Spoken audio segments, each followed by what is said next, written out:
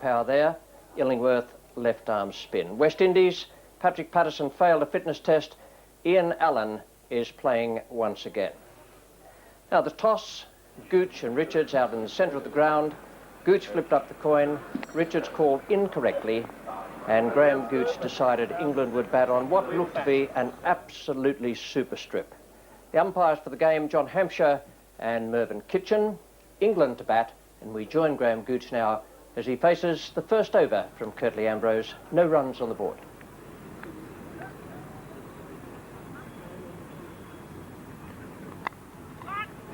One was the call.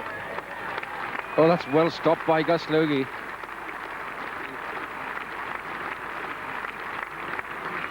Phil Simmons ran across to his right in the gully and shied on the turn, as he had to do, which left short square leg diving and stopping the overthrows.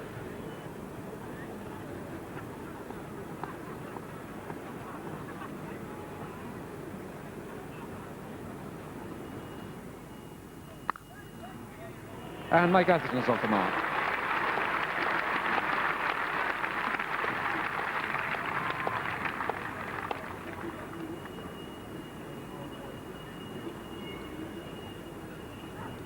So now it's to be Malcolm Marshall.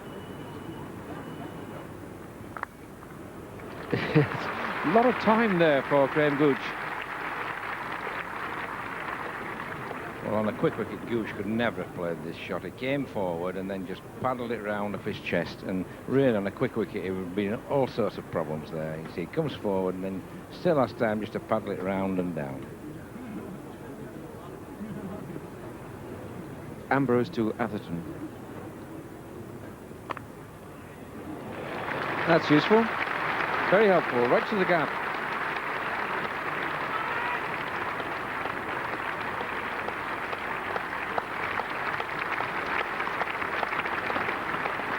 It's just the sort of luck you need when you're up there facing the new ball, that when you put a bat to it, it goes right between third slip and gully.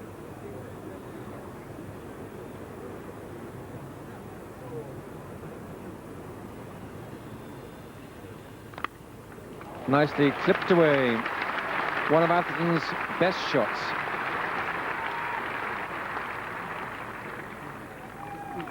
Two runs for him.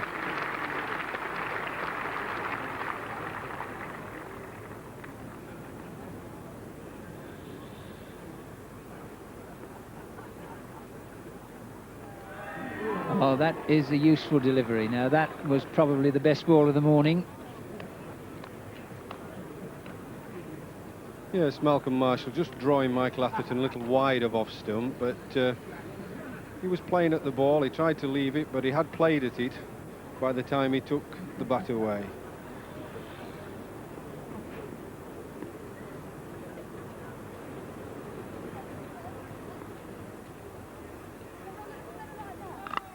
And there again, just look at the short arm pull there from Graham Gooch. It was a no ball, but the shot, I think, there shows everything about the pace of the pitch. A quicker pitch, he couldn't have hit it in that direction. Yes, Malcolm Marshall doesn't have the fearsome pace that he used to have. As soon as he bangs the ball in at this lively fast medium, Gooch is hitting this with a lot of aggression, super shot.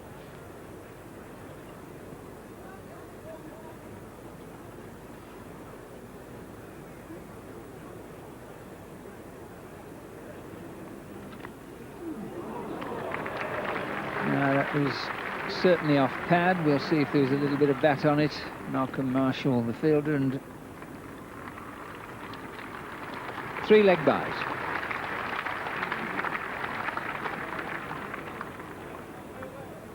Well, this is a slow sort of swing ball by Ambrose, just going down the leg side. You see the late swing.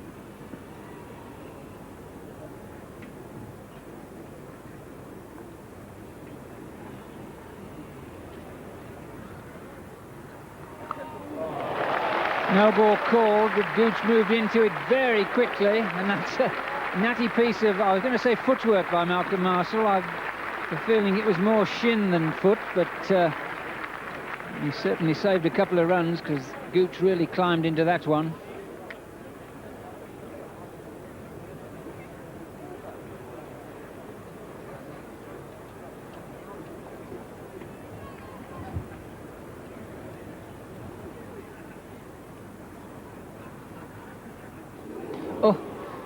Well, nearly cut him in two. And now that delivery really nipped back.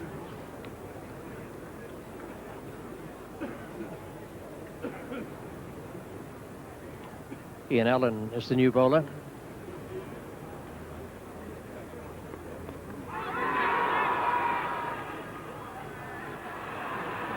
Batsman seemed to be well forward, and the ball seemed to be deviating. Well, Allen's more of a skimmy sort of a bowler. I think that's probably the right type of ball on this pitch. That was probably going on just to miss the leg stump.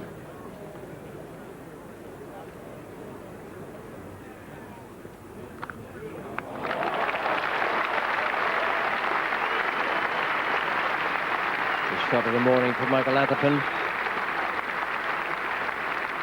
Beautiful, crisp, square cut. Yes, that shows the amount of time, short of a length, right back onto the toe there. Beautifully played shot, 4 and away on the offside. 50 up for England, 22 to Gooch and 18 to Atherton.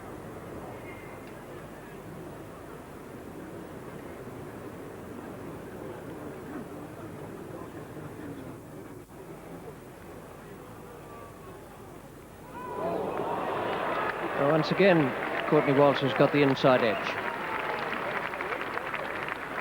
Put a little bit extra into that one. If anything, Gooch was beaten for pace. Well, Walsh has certainly looked the best of the West Indian bowlers this morning. Again, that ball really nipping back and a bit of extra bounce as well, and well, fortunate inside edge there. That was a fine delivery, just over the top of the stumps. Walsh has certainly looked more likely to take a wicket than anybody else this morning.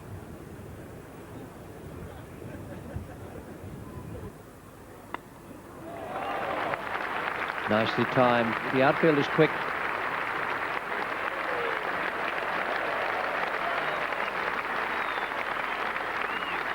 .58 for no wicket.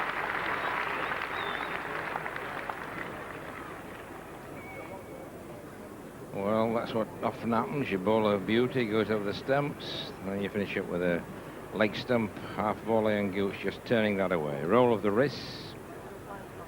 That's the Logie there at short leg and 4 runs.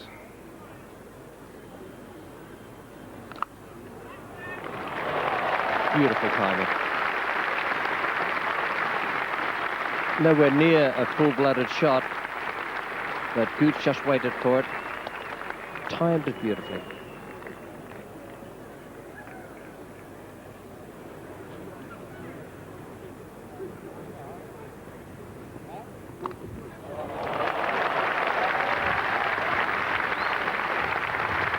He is in good touch this morning.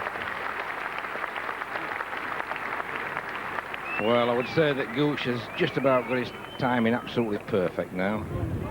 No real thumping away of that, just really a turn of the bat. He does use a big heavy bat, but that was beautifully timed. That sped away to the boundary from just a little nudge away, and the one previous over through the covers. Marvellous timing.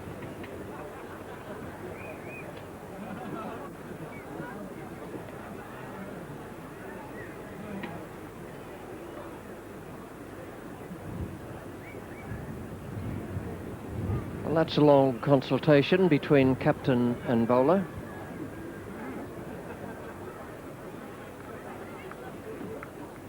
We would not be in the position to tell you all the exhortations that went on between them, but just one sentence might have done the trick. Keep it off leg stump.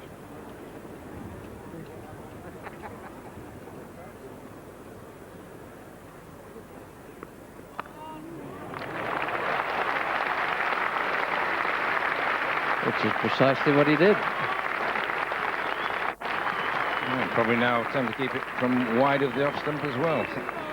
It's not an easy pitch to bowl on. There's not much margin of error for the bowlers. This was a little bit short and just that little bit wide, and then it's clipped away again. So it's going to be a hard work day for the bowlers.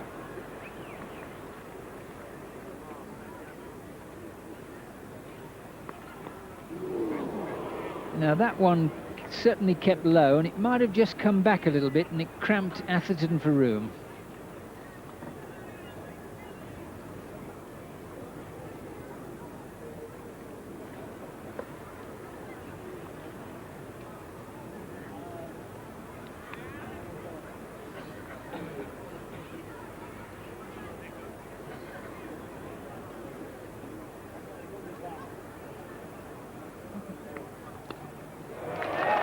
And that was a beautiful shot. That'll be 50. And in addition to 14 hundreds for England, that's the 38th time that Graham Gooch has got to 50. Acknowledgement to the big crowd. That's just one little milestone, one feels, in the sort of innings that he's got in mind. There's the England balcony.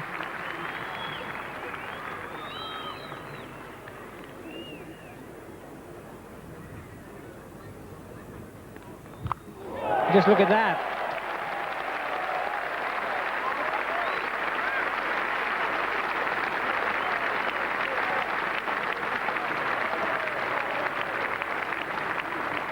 Well, this is a shot of a man in good touch, confident, almost dismissive of the short ball by Ian Allen.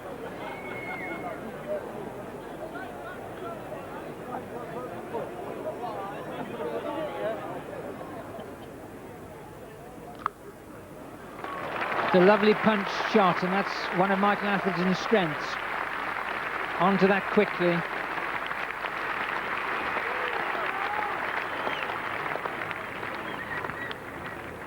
Well, this is a classical back foot shot. Lovely timing, excellent feet movement. Not trying to hit the ball too hard, just using the pace of the ball and placing it superbly. We've got a bowling change, and it's Carl Hooper.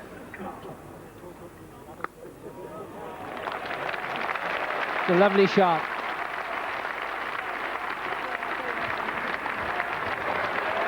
Now 3 runs brings up the England 100. And don't the crowd love that?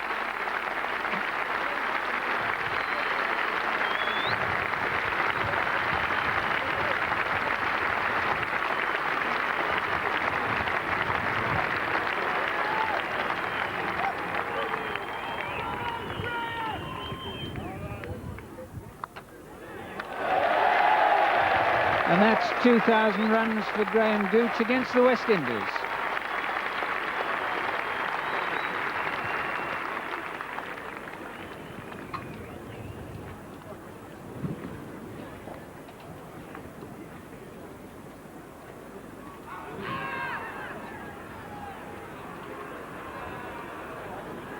Just a half shout here from Ambrose. I'll nip him back quite a lot. And that would probably have gone on again to miss leg stump.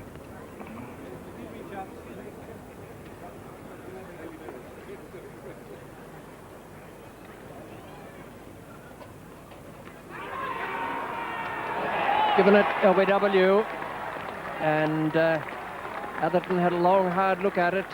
The umpire, first of all, had to decide if he was playing a stroke, and then was he outside off stump with his pad. So the first breakthrough for West Indies with a total at 108. Atherton, LBW to Curtly Ambrose. First over after lunch. Well, Mike Atherton will be very disappointed there. You fought through the morning session, done all the hard work. And I'm not sure he's all that happy with the decision, but it was a pretty confident shout. Again, the ball pitching round the bow off stump, just outside it and coming in, and well, it was angled in, but I don't think he got outside. Certainly played a shot, but I think the leg was still wicket to wicket in line.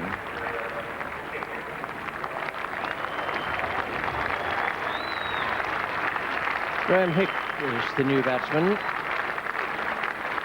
Now, this is a contrast for Hick. In other matches, he's come out when the side has been in trouble and when the ball has been darting all over the place, been swinging, moving off the seam. Today, hardly a cloud in the sky and a score of 108 for 1. Marshall bowling from the pavilion end. Gooch takes strike.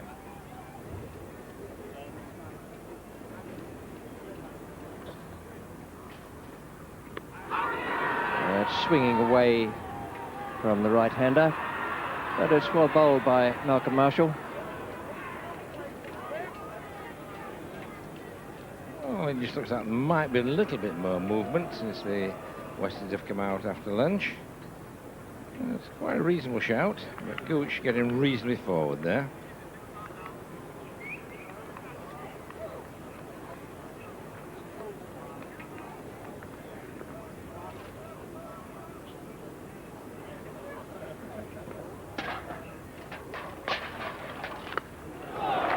Nice reply.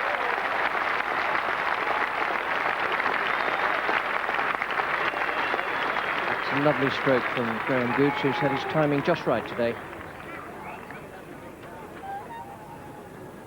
Yes, Gooch really getting his foot to the pitch of that. Lovely follow through. And again, no need to move.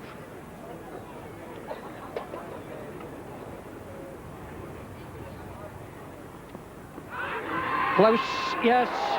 LBW not playing a stroke, and that was beautifully bowled by Marshall. It cut back, and cut back enough to hit the stumps. Gooch gone for 68, both openers gone in the first 2 overs after lunch on this opening day at Trent Bridge, 113 for 2.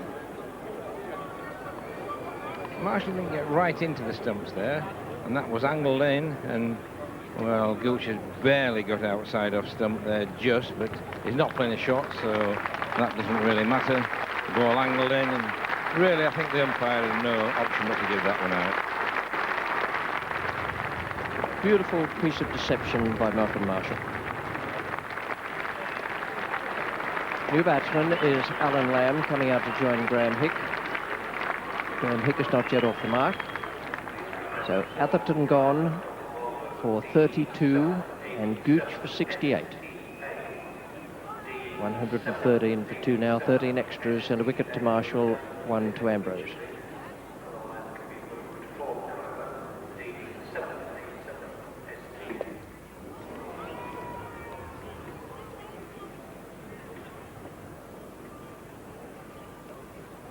The West Indian bowlers still attacking Graham Hick with the shorter pitch deliveries, but see what length that had to be. Malcolm Marshall nearly trapping his toes. He had to pitch the ball so short to get the height he wanted. It's a beautiful stroke. Hick got his foot right to that ball. It may have been meant to be the Yorker, but it finished up a long half volley.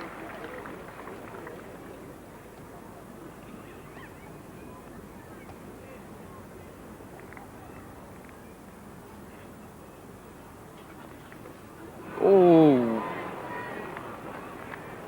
feel the wind of the bat whipping through. Well, I would think that Alan Lamb's come in and he's decided to play shots.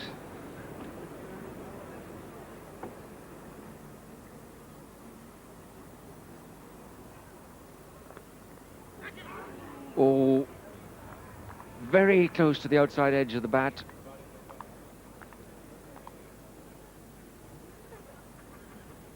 Yes, it's very noticeable how the West Indies bowlers have tried to up their game, particularly against Graham Hick. Extra pace and bounce going through to the wicket-keeper with the balls. Some of the balls before lunch were hardly carrying, but this one, Geoffrey Doujon having to take it above his waist height.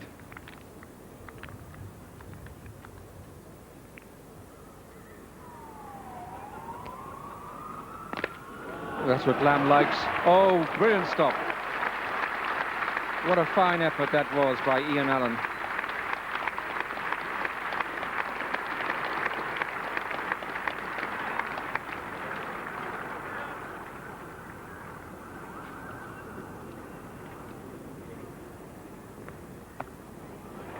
Lamb gets one away this time.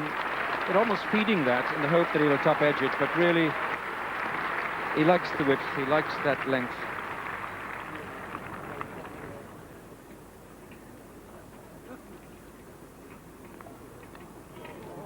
Well stopped, beautiful fielding, and Lamb could so easily have been run out. How often does a batsman play that sort of shot and runs involuntarily, as if someone's fired him out of a gun?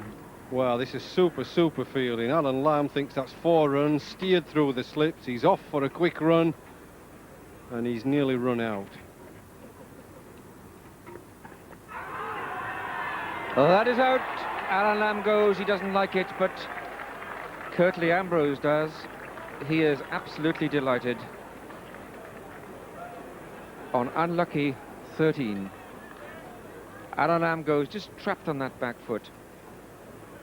And so England lose their 3rd wicket at 138. Well, sadly for Alan Lamb, there's not much doubt about this LBW. You see the ball cutting back, not getting up very high, hits him about the knee roll or just above. There's not much doubt about that. Mark Ramprakash.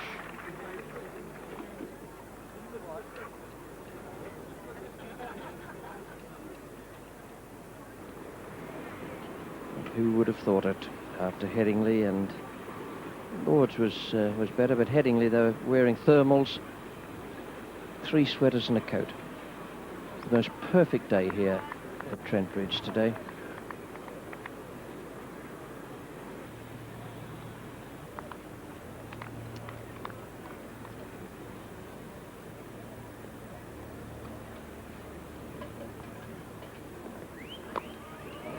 Nicely timed, that. Marshall doesn't even bother to chase it from fine leg. But he has to pick it up.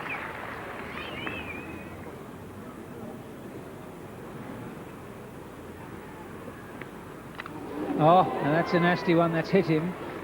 In fact, that's raced away down to fine leg. And they haven't run. In fact, they could have done, but hit clearly shaken. Taking it on the helmet, and that has been the problem for him, taking his eye off the ball. Yes, we said this is a very slow pitch, and that's well in Ambrose's half of the pitch. And you see there, he just starts to duck and turns away from it, not watching the ball at all. By the time it's made contact, the back of his head's facing down the wicket.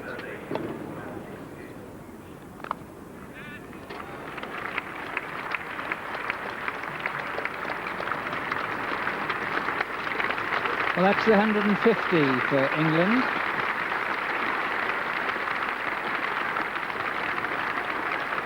Somewhat muted applause. The 50 and the 100, they came at a real tearaway pace, and with no wicket down, of course, the crowd were in very good spirits now. Well, they know that this is a crucial part of the innings.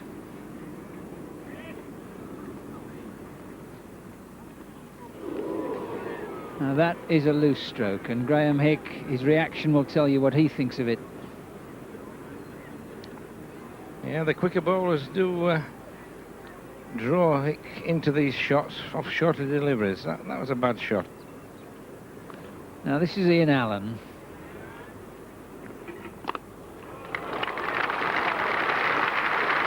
This is where, if he's allowed to, he plays extremely well.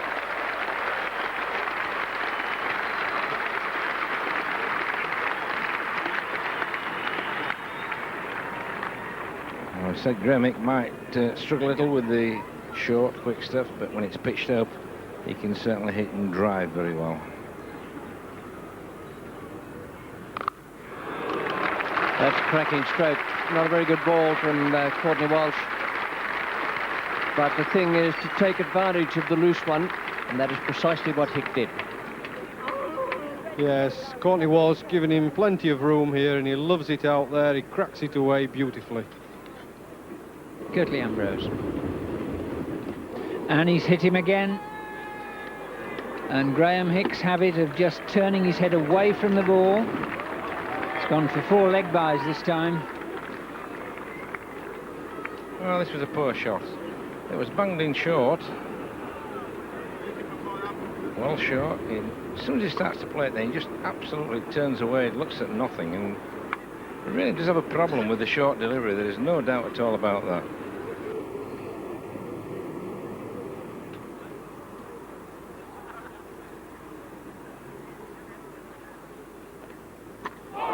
That is wonderfully bowled by Curtly Ambrose.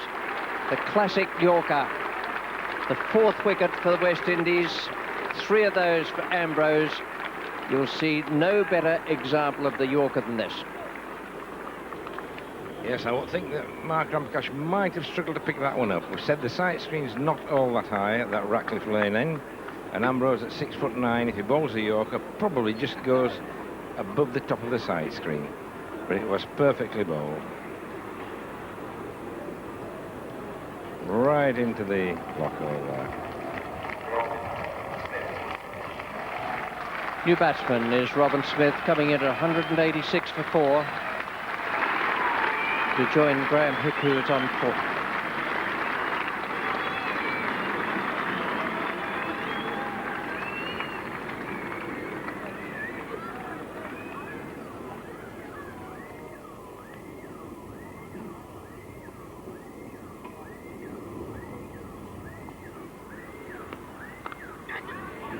Sort of a thickish outside edge. Richie Richardson down at third man.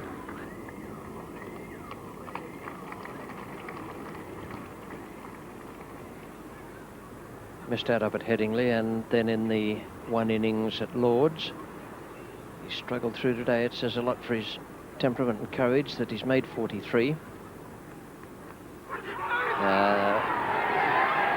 Down the leg side, little edge onto the hip. And Ambrose now has 4.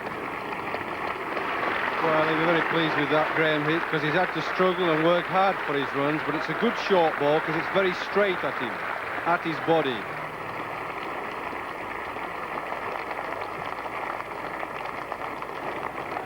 Now, Jack Russell, the new batsman coming out at number 7 for England, played well at Lord's.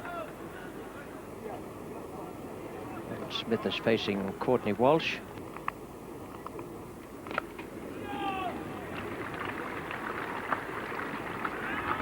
That's cut the boundary down to 1 run, unless they get an overthrow.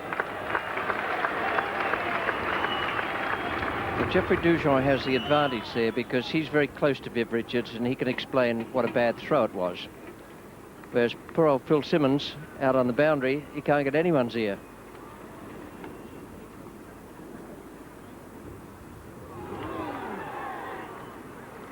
That's too good.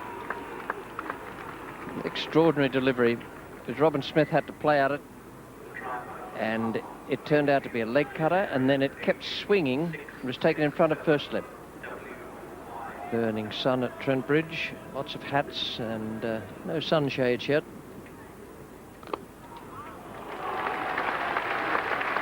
But 4 runs to Robin Scott. Well, it was a lovely timed on drive by Robin Smith, but I don't think the West Indies captain Vivian Richards will be particularly pleased with Courtney Walsh. She's got a 7-2 field, 7 on the offside with only 2 men on the onside. And Courtney Walsh has given Robin Smith a nice easy ball and his legs to tuck away.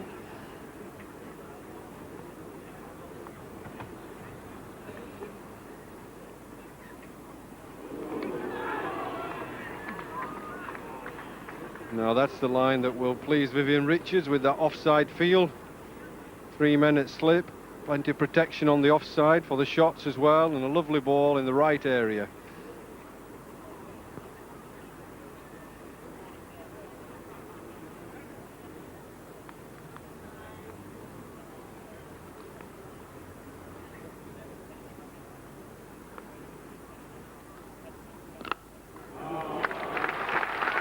The stroke through mid-wicket was a delight, and so too that one straight down the ground. Not an easy batsman to bowl to. He's so strong on the square cut, but as soon as you start keeping the ball up to him, this is the result.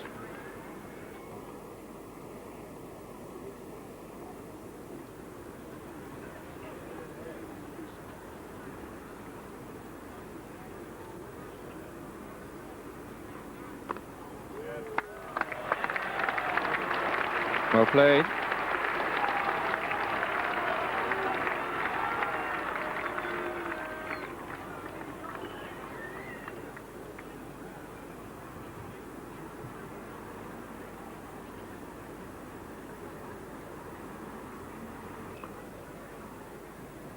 So 212 for 5. Partnership of 108 between Gooch and Atherton. Atherton passing his fitness test this morning. Both out within 2 overs after lunch. Bit of a disaster for England. And then Graham Hick dropping an anchor. Alan Lamb threatening to, but failing to. Some fighting defence from Ram Prakash. But Curtly Ambrose was not to be denied. He really has bowled well. So now it's Smith and Russell with Pringle, De Freitas, Illingworth, Lawrence to come. So now we have a return of Ian Allen. It's caught him, brilliantly caught, Wonderful catch by Gus Logie at square leg. And it was just a modest prod from Russell. No great ambition in that stroke. But my word, Logie moved quickly and picked the ball out of a very busy background. And England really throwing away the advantage that Gooch and Atherton gave them this morning. They really do want to make 400 on this wicket. 23 balls faced by Jack Russell. Well, here comes Derek Pringle.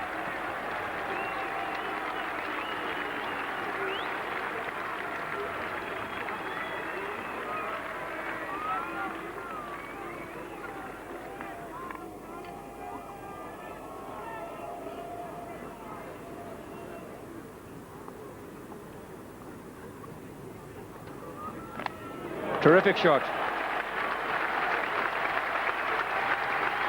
Smashed into the boards at mid-wicket. Now Robin Smith getting in great position for this. A bouncer, really cracking that down. The right hand controlling the shot, turning the bat, making sure the ball went down. Robin Smith is 23 not out. Derek Pringle yet to score. And Ian Allen is the bowler. It's in the air, he's caught him, flipped it straight to him, a rather careless stroke, but neatly taken at mid-wicket by Clayton Lambert, the substitute fielder, who's picked up the catch quite brilliantly at square leg, and England lose their 7th wicket. Well, I think a few of these wickets are falling because of the slow pace of the pitch. Batsmen are just getting through it a little bit early. You see, again, it's almost half volley on leg and middle, and very similar sort of a shot to Jack Russell. And that's the substitute there, Clayton Lambert. And the second wicket there for Ian Allen. So England now throwing away that great start that they got this morning. 217 for 7. So in comes Philip de Freitas.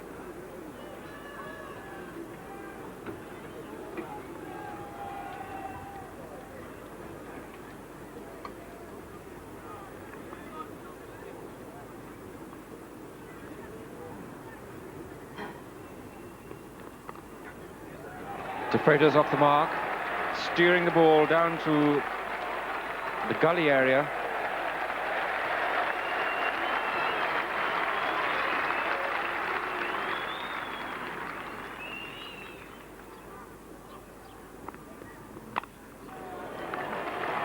Didn't really get hold of it, but it's worth 2.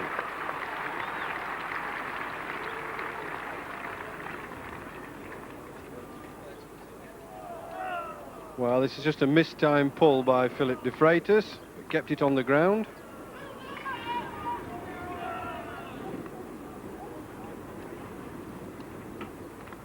Oh, that's out. Courtney Walsh strikes. And Philip de Freitas bowled for 8. England now 228 for 8. Well, a lovely in-ducker by Courtney Walsh here.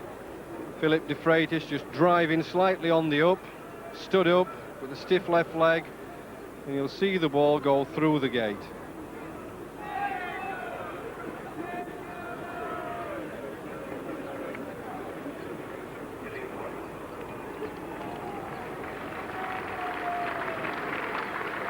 New cap, Richard Illingworth.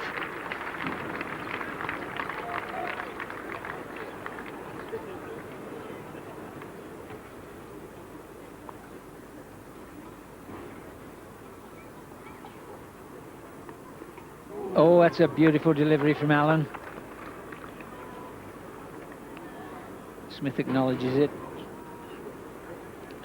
Well, this is probably the best ball that Ian Allen has bowled. A little bit of bounce and movement away from Robin Smith. Courtney Walsh bowling to Richard Illingworth. It's a good shot from Richard Illingworth. Good composure. A very solid lower middle order batsman.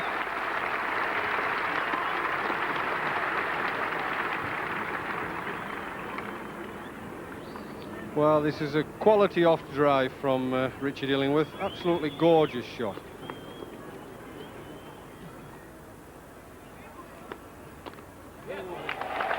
That's 250 for England in this 9th wicket partnership.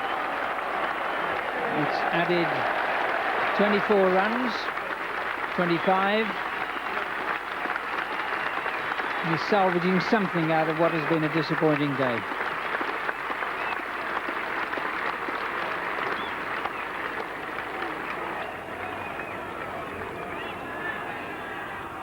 Carl Hooper is bowling from the pavilion end.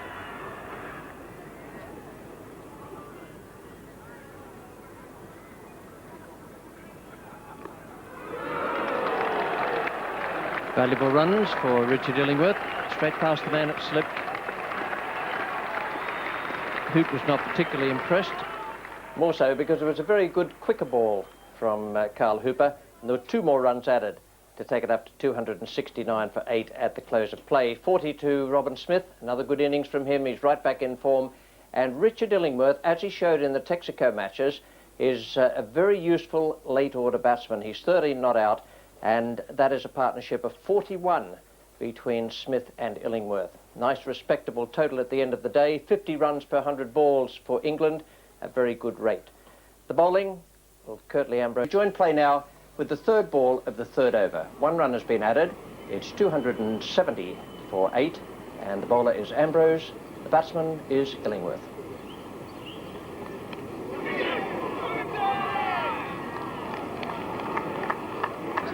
Well, my word, Illingworth looked to have taken that on the back of the arm, but in fact, obviously took it on the glove, and West Indies have struck. Ambrose, again, that's his 5th wicket, and Illingworth goes, trying to take evasive action, couldn't do it, and a simple catch.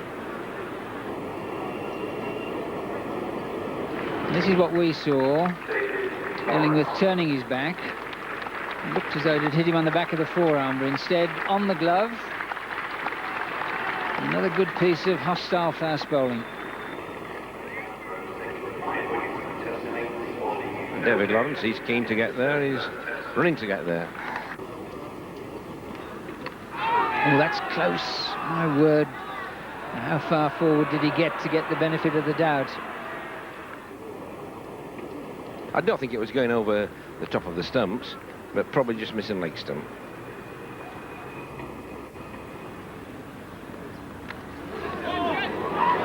Now let's see what that was off. Dujon made a grab at it. Ambrose looks disappointed.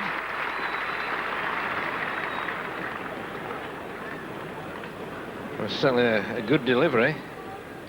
I say wasted on David Lawrence was that. An opening batsman would have had great difficulty in playing that, coming back like an off break. Well, that's the way for Smith.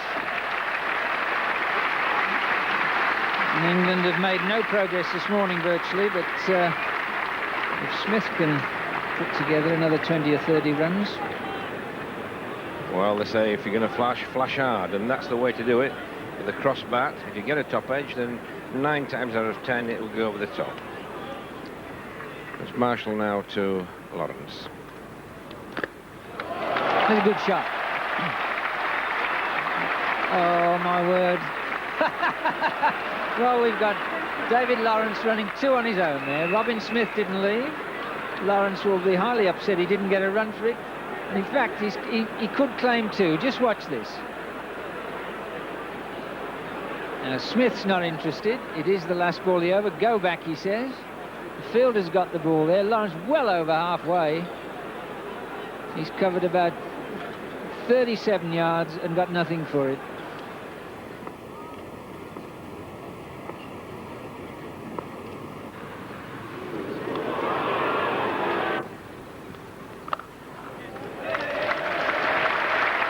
Take the single, and it's a half century for Robin Smith. It's another good innings.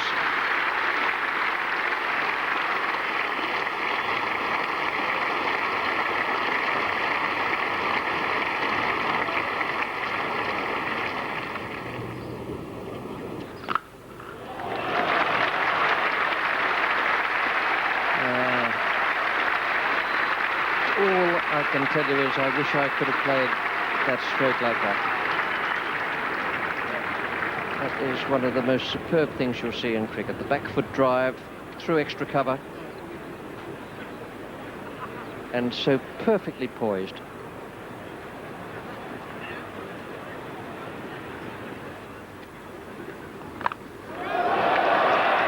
Oh, dropped it.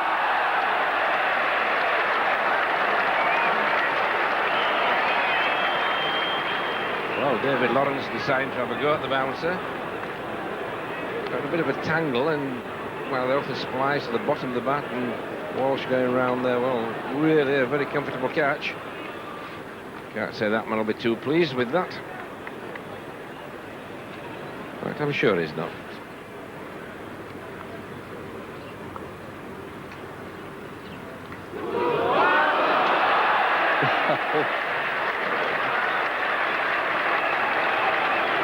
No good saying you wouldn't read about it, because you will.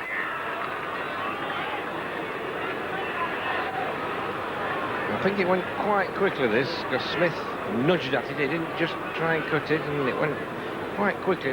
It's the height, really, that did Viv Richard there. He was going upwards with the hands, and that's why the ball came out.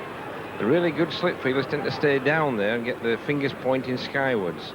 That was just in that in-between height there.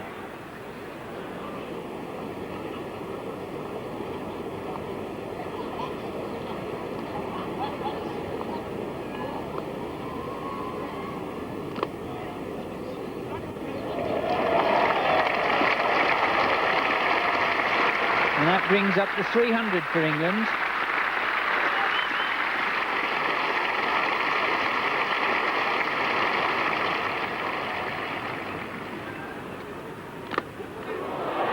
Well, that's out. And Lawrence finally, his aims were too over-ambitious. Disappointing end, but he's played his part. He faced 22 deliveries out of 64 there, and that's a tribute to Robin Smith for the way that he's shepherded his partner through a last wicket stand. And it's been a good one. It's been worth 30. And it's also used up half an hour. This is how David Lawrence got out. Yes, he just got a little bit over-ambitious. It wasn't quite a half volley. Yes, but he played with a tremendous amount of determination as well. Only made 4, but it was a very valuable innings. Smith was left stranded there on 64. Another good innings from him after he played so well at Lord's and in the first Test match at Headingley. A total of 300. That's better than England might have expected at one stage, and a champion performance from Curtly Ambrose. 34 overs, 7 maidens, and 5 for 74. Marshall, a little bit at odds with himself today. 2 for 54, a wicket to Walsh, 2 for Allen, and it was Ambrose and Marshall who did the bulk of the work. So a good performance there from the West Indians to keep England down to 300, but still an excellent performance from Graham Gooch's men to get up to that score. Well, the first over of the West Indian innings was a maiden, bowled by Philip de Freitas. We join now with the first ball of the second over. David Lawrence is the bowler. Desmond Haynes is taking strike. Just what Haynes wanted and Lawrence didn't. It was short, it was wide.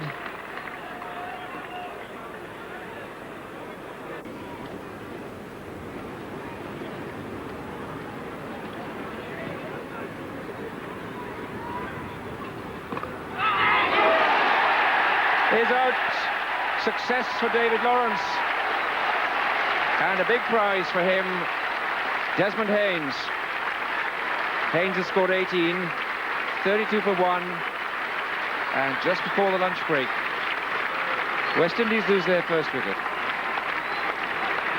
Well, any time's a good time to get a wicket, but to get one 8 minutes before lunch and to get the big prize of all, Desmond Haynes, who's the key to the West Indies batting, to get him caught out, bat and pad, nice one-handed catch. Super bowling from David Lawrence. He may be a little bit expensive. He's an explosive type of bowler, but he's got the breakthrough. Incoming batsman is Richie Richardson. And a change of bowling just before the lunch interval. Richard Illingworth, an early turn to spin.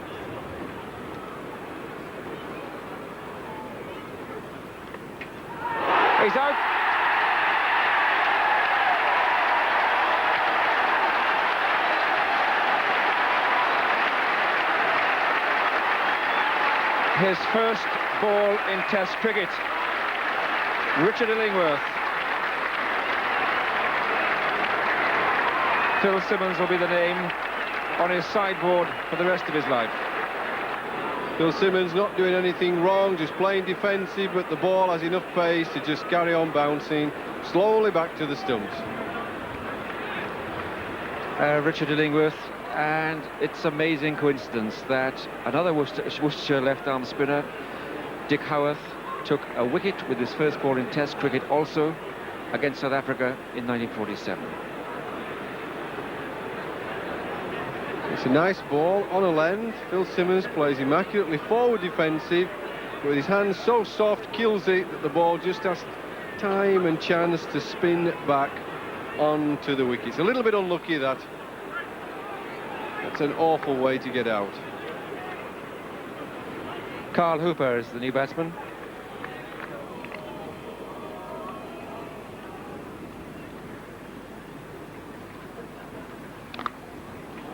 That's cracked away beautifully. Too short from Richard Illingworth. It was a fine shot.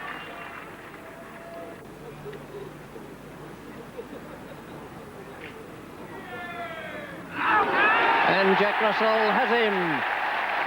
Carl Hooper caught at the wicket, and De Freitas deserved that. This is his 8th over. He's bowled quite magnificently out there, given nothing away, and has moved the ball away from the right-handers. A lovely exhibition of bowling. Well, a fine piece of bowling by De Freitas. He's bowled really well from that Ratcliffe Road end, and there again a beautiful delivery, like a leg cutter. I always felt De Freitas should bowl from that end and Lawrence from the pavilion end, but it's only since lunch they've got De Freitas at that end, and he's bowled absolutely superbly. The West Indian skipper comes out at a moment of crisis. 2 wickets before lunch, and then Carl Hooper.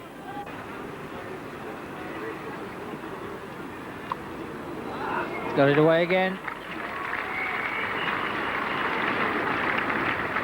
It's a difficult balance for Gooch to strike. He wants to attack. He desperately wants another wicket or two, and he'll be clean through the top order.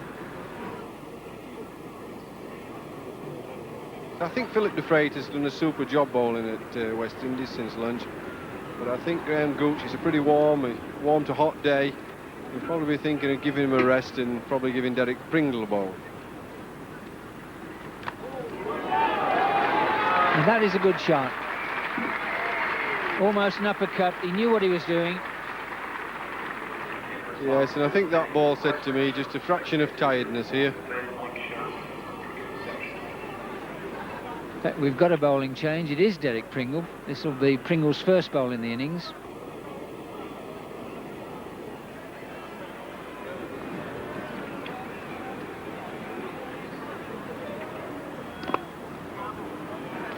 That's a lovely shot. Really was a lesson in timing and placement. Just leaned across it, flicked the wrists, and bisected the field perfectly.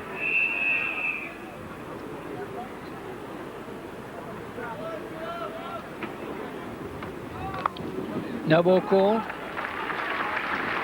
And that's another 4.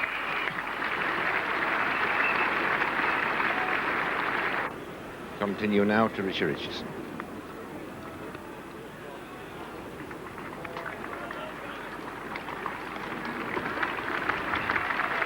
It's 100 up for the West Indies, the loss of 3 wickets. Richardson there on your left, and the captain, Viv Richards, on the right.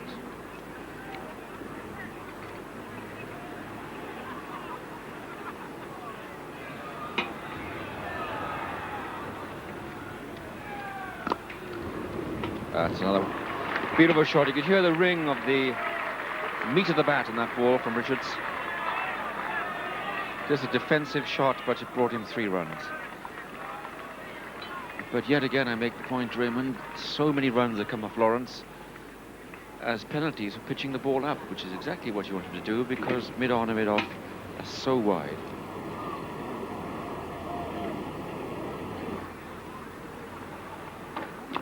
Oh, he played it on, The reward for pitching the ball up, keeping it at the batsman. What a match for David Lawrence. He removes first Desmond Haynes and second Richie Richardson.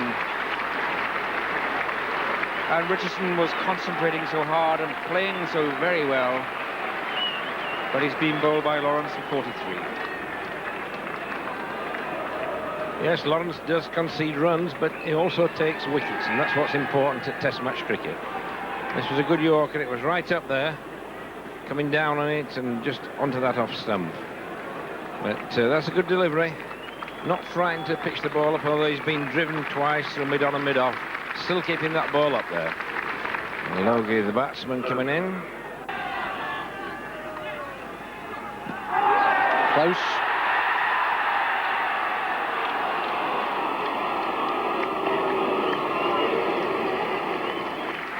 Well, David Lawrence has been working up a lot of pace here to the ball, pitching outside off stump. And although the England players at slip and the wicketkeeper went up, I think that ball came back and probably just got the pad outside off stump.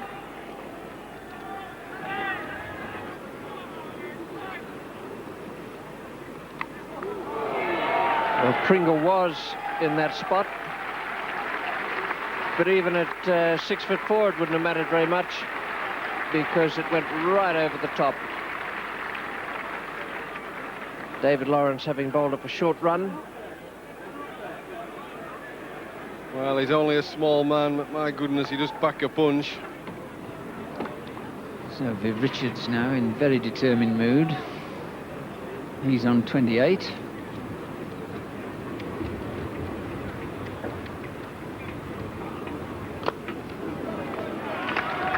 Or rather 32. Only people to move for that as the people in the crowd are going to throw it back. Richard Illingworth now to Gus Logie.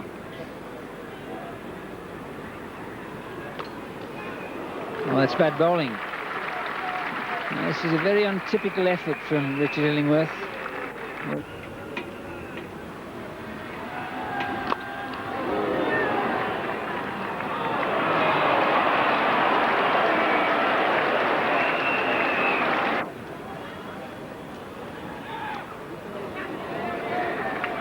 That's not quite where Viv Richards intended it, but it's still his half-century and a very valuable innings for West Indies. They were in trouble. Richards has come out there and played in very responsible fashion. A new bowler at the pavilion end. Graham Hick comes on to bowl off spin.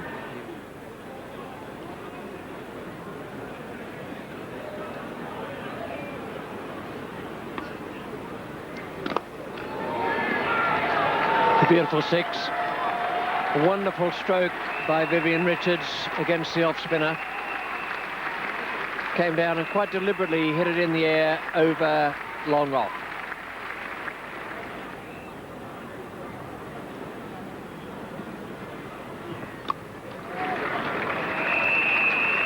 That's a very fine shot from Gus Logie.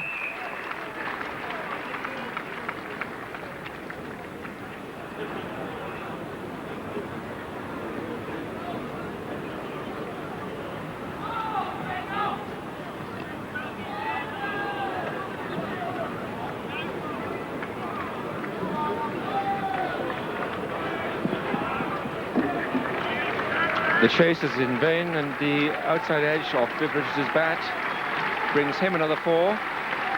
And the 100 partnership comes up between Vivian Richards and Gus Logie. It's just a defensive shot and outside edge, and the ball running wide of slips. And Mike Atherton, that's about his 4th chase down there.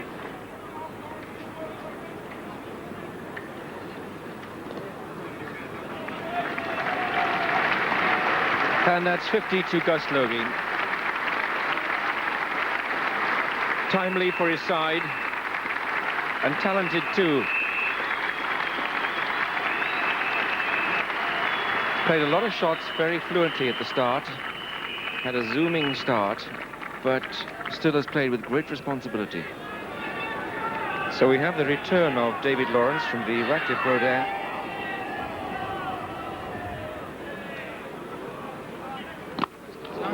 There's a big hit. Now Viv is really opening up.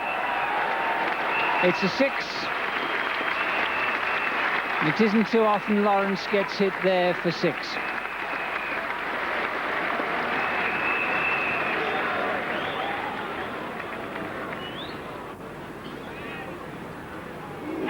Oh, that was well bowled, and it looks as though Russell has dropped him.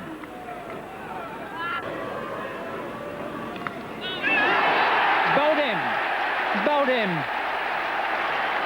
Well, he's not going, but there's little doubt about that. Viv Richards is looking at Russell. He's looking at the umpire. He's still not going, but he's been given. And Illingworth's got his man for 80. West Indies 239 for 5. Now, Viv Richards very unhappy about that.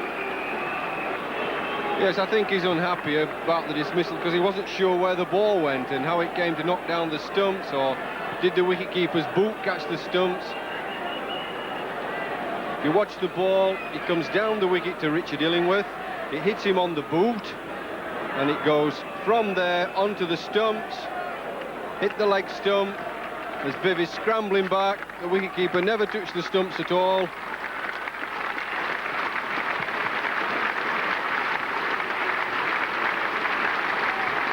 And there we see the bails coming off clearly before Jack Russell's gloves are anywhere near the stumps. It's a fine innings and one of great determination, some sparkling stroke play.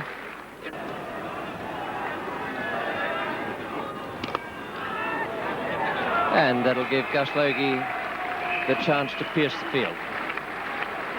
2 more runs added up to the close of play to take it along to 262 for 5. That's a very impressive scorecard because the West Indies were in trouble at one stage. Simmons out for 12 and Haynes 18. Then Richie Richardson fell to Lawrence for 43, Hooper for 11, and Logie remained 72 not out with Dujon unbeaten on 3. 23 extras, 262 for 5. But the controversy of the day was that dismissal of Vivian Richards. Now, one man in the same eye line as Jack Hampshire, the umpire, was Richard Illingworth. He was of the opinion that the ball hit the stump on the way through, and he voices that to umpire Hampshire as he turns around now with Richards watching Russell. Bold, he says. And he said later on at the press conference he was of the opinion that the ball hit the stumps. Now, Sky Sports are able to show us a different angle from mid-wicket. Does the ball just clip the stump on the way through, onto Russell's foot, then back onto the leg stump? Well, there's no doubt Richards is well out of his ground. You've seen umpire Kitchen raising his finger and then refer to umpire Hampshire, and it will stand as bowled. And you may even find tomorrow that the England wicketkeeper Jack Russell was of the opinion that the ball flicked the leg stump on the way through. The bowling figures, very good bowling there from Philip de Freitas. 20 overs, 7 maidens, 1 for 37. The ground was awash, in fact. Tremendous credit to the ground staff who got rid of the water, allowed the umpires to inspect, and then announce that play would start at 1:10. None of it got on the pitch. Everything was fine when Richard Illingworth came in to bowl the 3rd ball of the 1st over. Gus Logie is taking strike. Well, there's no messing or hanging around with that. First one that was really up, it went airborne. There's Logie still getting loose.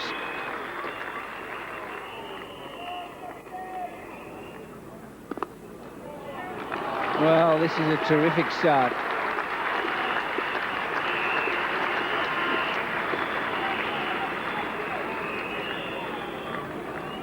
That's 12 fours that Illingworth's been hit for.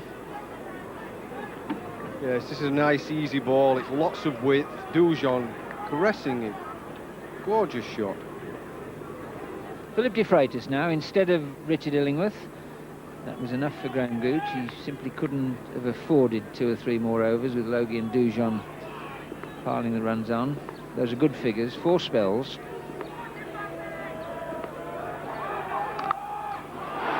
Got him! Oh, terrific catch. Off his loose now. And Gus Logie goes. And what a bowling change that was. Ramprakash, who's excelled in the covers all through this series, picks up a brilliant low catch. De Freitas is getting the congratulations, but really that was all down to the fielder. And Logie, prepared to play his shots, has played his last one.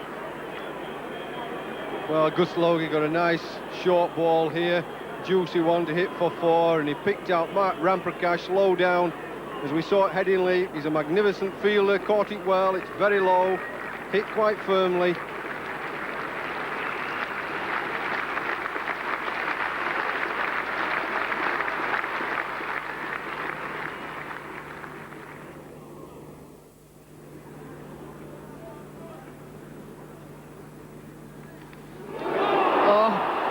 Bottom edge. Russell going one way and then couldn't get back.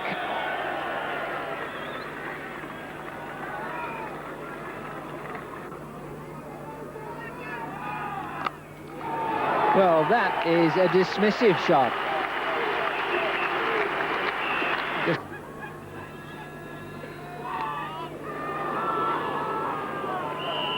No ball.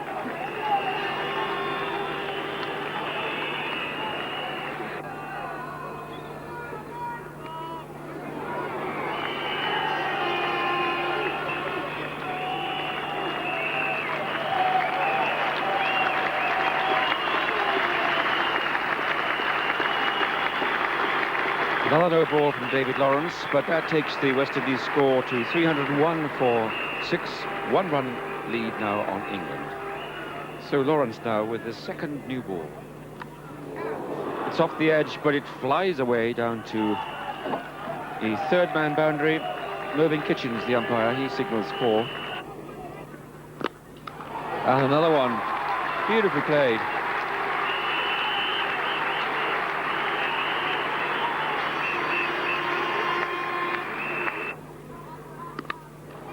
Cracked that away. It was short of a length, but how quickly Malcolm Marshall picked that up, replacing David Lawrence.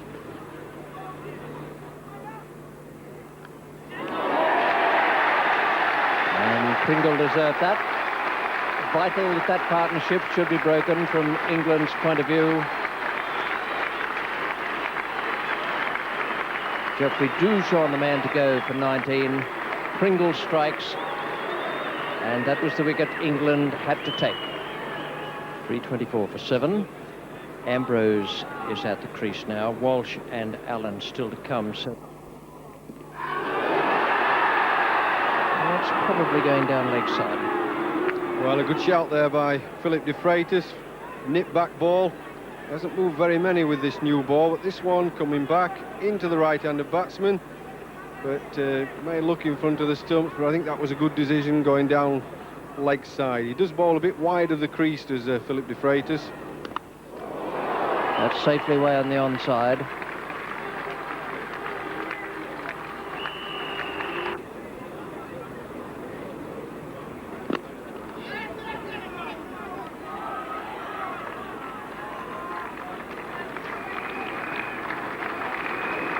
.350 for the West Indies. It's certainly a pitch on which any decent test batting side would want 400. Richard Illingworth now to Curtly Ambrose. Well, he went for the big one and got a couple of splinters on it. It's worth 4. Ambrose, with all the playing and missing, all the edging, all the full strokes, he's on 16.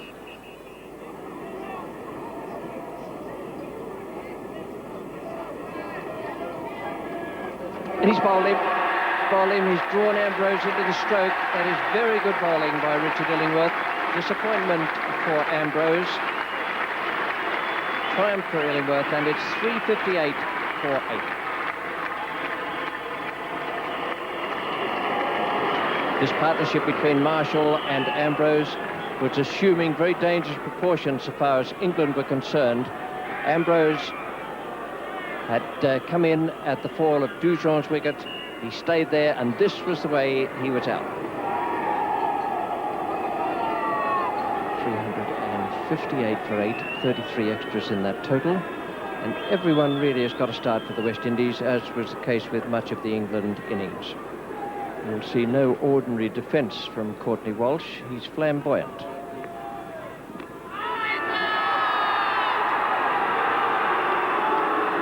No wonder they shouted for that. Well, I think this is a good shout from Richard Illingworth, and the slips, wicket-keeper. This ball is in full toss on the boot. He may just have got well down the pitch.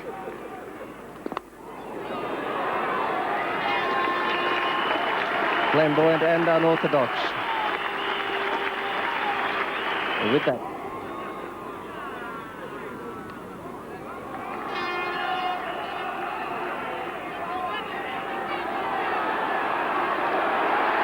very well fielded by Lawrence down at deep backward square.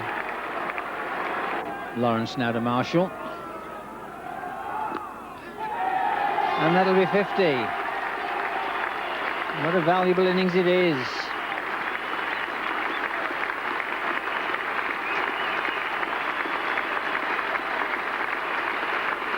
"96 balls, he's been there for 141 minutes and hit 6 fours.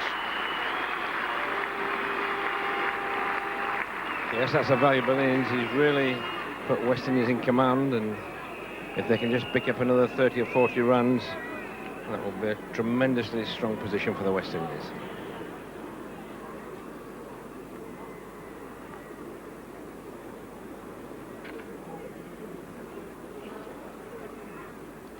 Gone for the big one and probably bowled him, and he has he or hasn't he?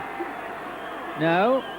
And the stumps were disarranged, so we're getting all sorts of incidents with this line of attack from Illingworth. In fact, in the end, Russell's appealed for a stumping.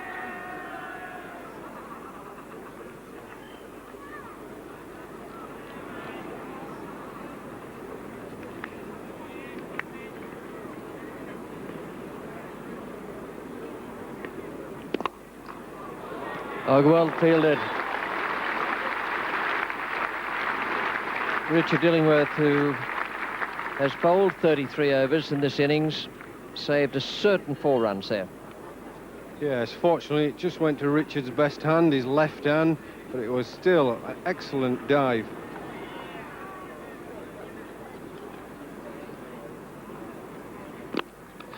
Great shot.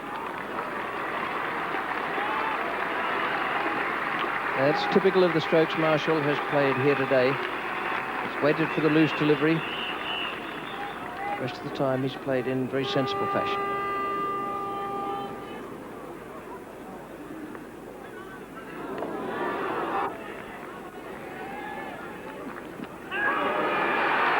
OBW. Walsh is OBW to Pringle, who's worked very hard for that wicket.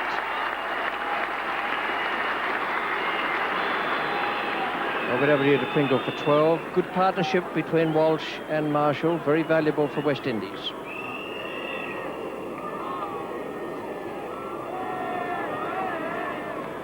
.392 for 9. Ian Allen to take strike now to Derek Pringle.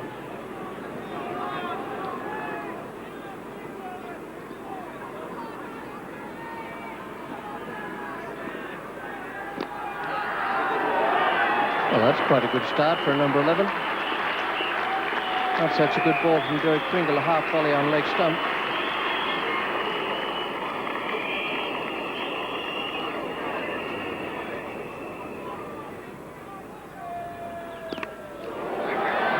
Well, I think it's going to be Richard Illingworth. I'm not sure he wants it, but he's got it.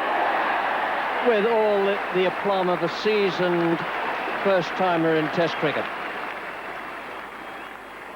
That was a real steepler for Richard Illingworth, but he grabbed it at the second attempt. Ian Allen remained not out for an excellent innings from Marshall.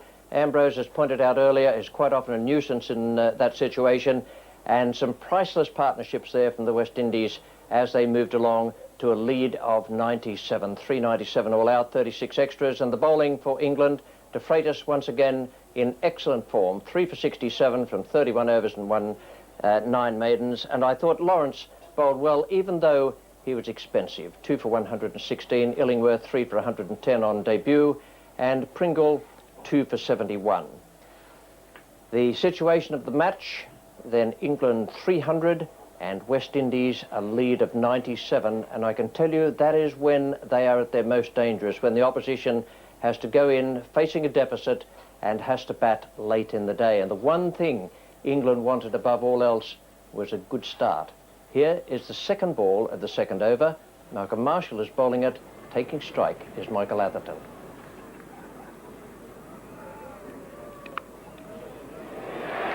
It'll be 4.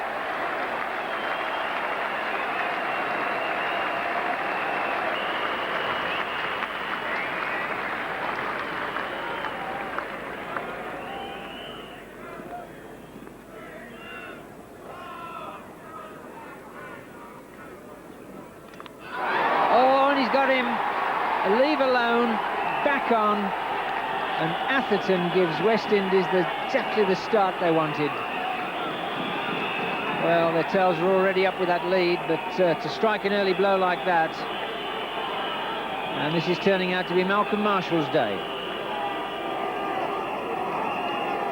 Graham Hick just come to the wicket, 43 in the first innings, was there for nearly 2.5 hours.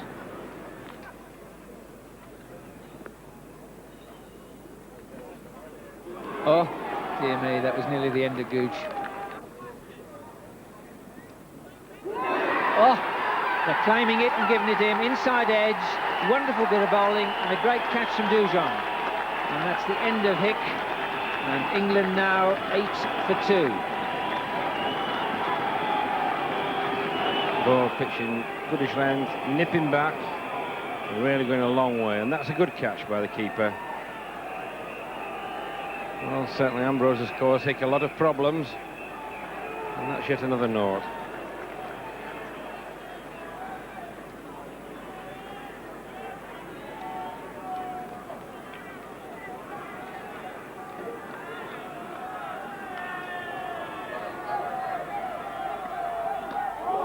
And nearly squeezing through.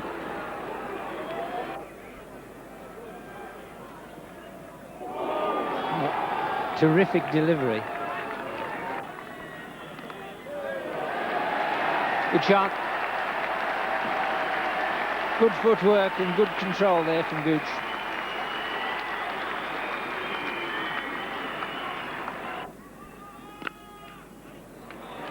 That's him off the mark. Well run by Gooch, 3.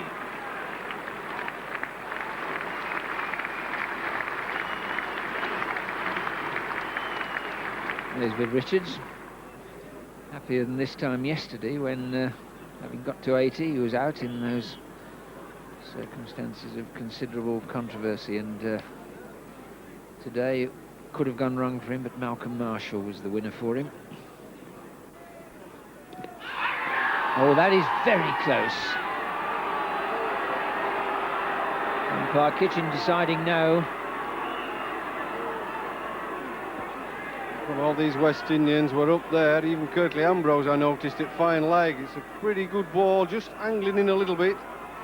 Graham Gooch gets that left foot planted there and gets it a bit too early.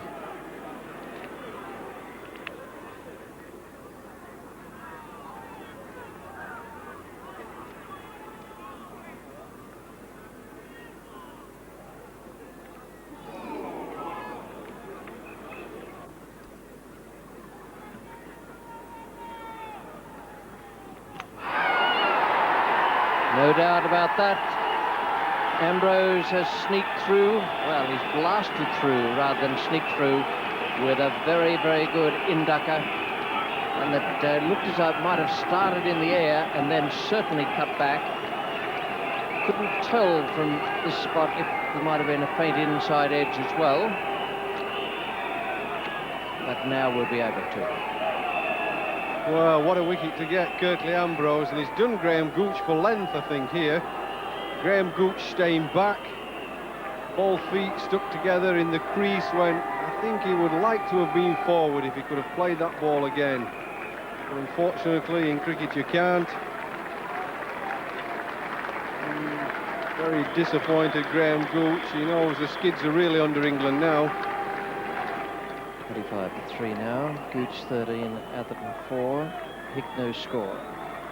Over 7, Ramprakash 0.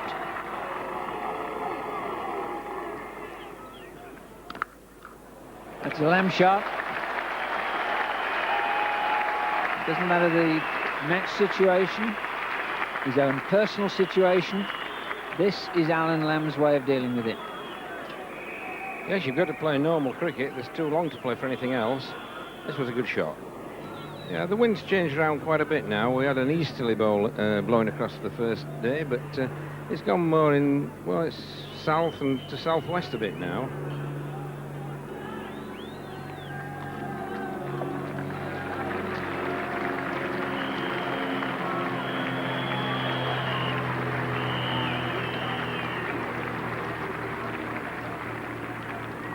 Yes. Whoever bowls from the pavilion end, that's then that Marshall's been bowling from, he would have the wind behind him now. So Ambrose is in fact bowl into that wind.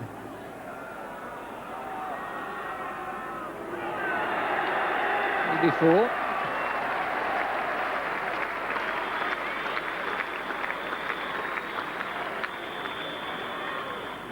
Runs are important because you can't discount the possibility of weather interruptions on the last 2 days.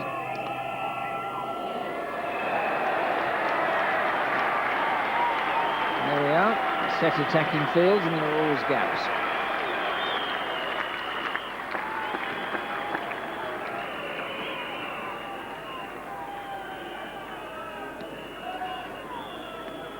It was a streaky shot, but there's no danger to it, all the way along the ground and quite safe.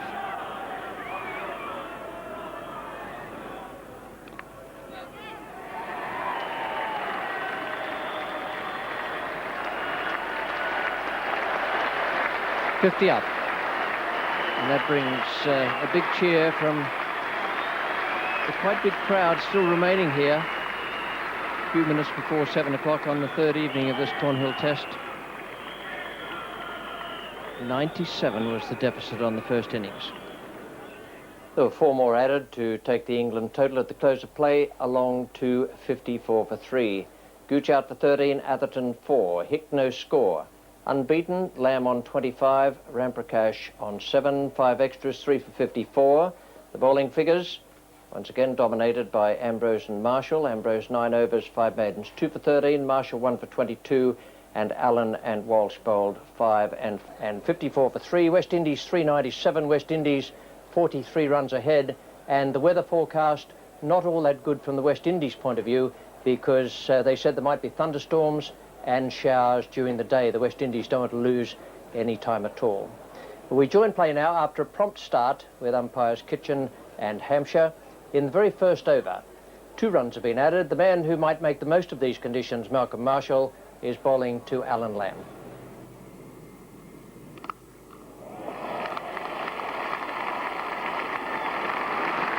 And that's where he likes it best, I would venture to say. Short, rising outside off stump.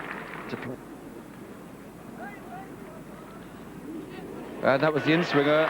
It did go, actually. It did move a little bit, but also moved away to the fine leg boundary.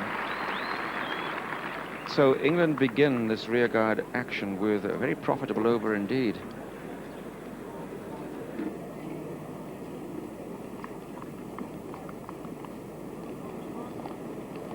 Well, here's Curtly Ambrose, who's taken 7 wickets in the match so far.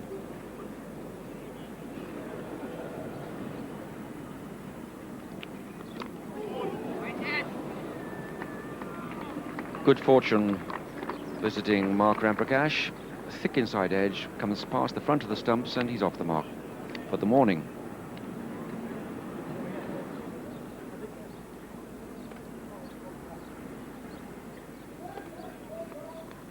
Oh, that's beautifully bowled again. Ball really moving around this morning. A great test for these England batsmen. Oh, there it is, the old washing out to dry again. Oh, that's a beautiful in-swinger, and must be very close. It's out. Beautifully bowled. And I think we nominated from the start, Raymond. That is exactly what Malcolm Marshall was trying to get right from the first over. So Aaron Lamb goes, LBW Bo Marshall for 29, and England's fourth wicket is down for 67. Yes, the only thing that could have had any doubt, if there was any doubt, from the height.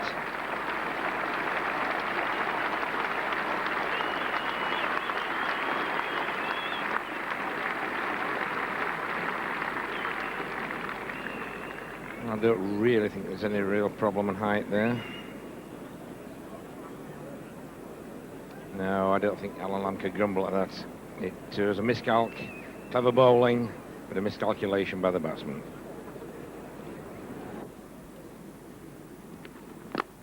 That's a nice shot by Mark Ramprakash.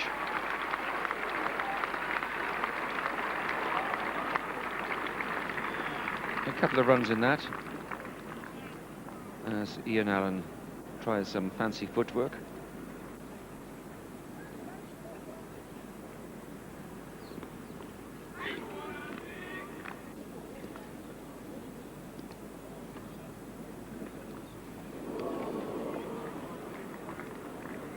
That is a bit.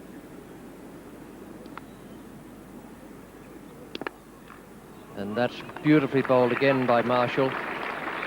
Smith's going to get 2 for it, but that was very clever bowling. The bouncer and then the inducker just found. Beautifully bowled. What a great over. Well, just 4 overs this morning.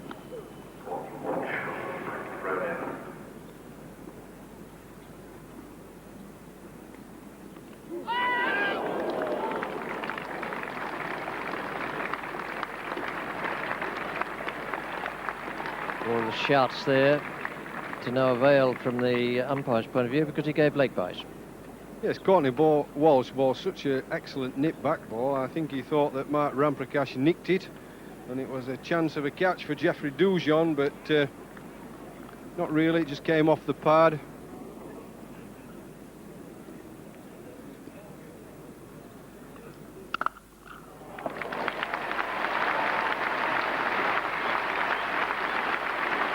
Something of a bludgeon there, but quite beautiful also. Well, I rather think Robin Smith enjoyed this. He's been made to work very hard by Malcolm Marshall, and then when he's got one short of a length, he's rocked back from that front foot and cracked it right in the middle of the bat.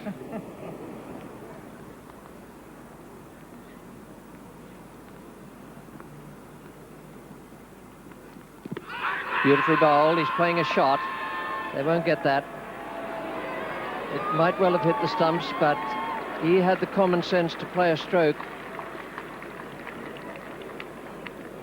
Although not all the fielding side may agree with that.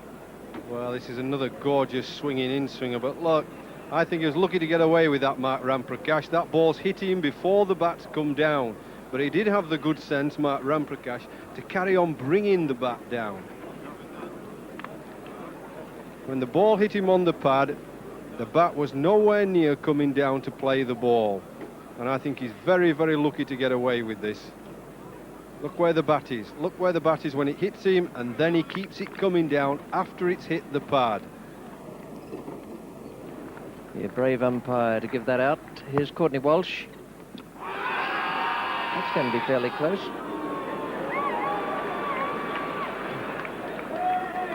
Well, there's no shortage of incident here with England just 1 run away from making West Indies bat again.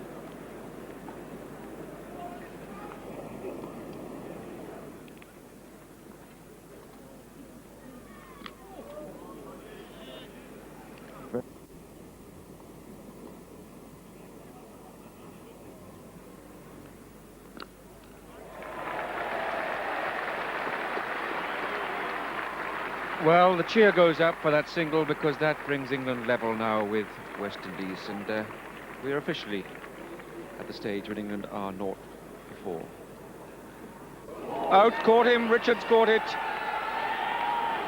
Caught it so easily. Tragic for England.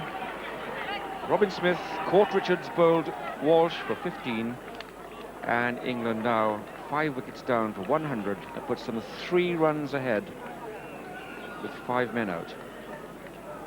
Yes, I think we could see there the exclamation from Robin Smith, a bit cross at himself. That's not one of his shots. I think a little lapse in concentration here from starting again, being sat in the pavilion. It's a back foot drive so early in his innings. Super length and line by Courtney Walsh, a little bit of bounce. And I think he is just a little cross with himself for playing that shot so early. This is Jack Russell.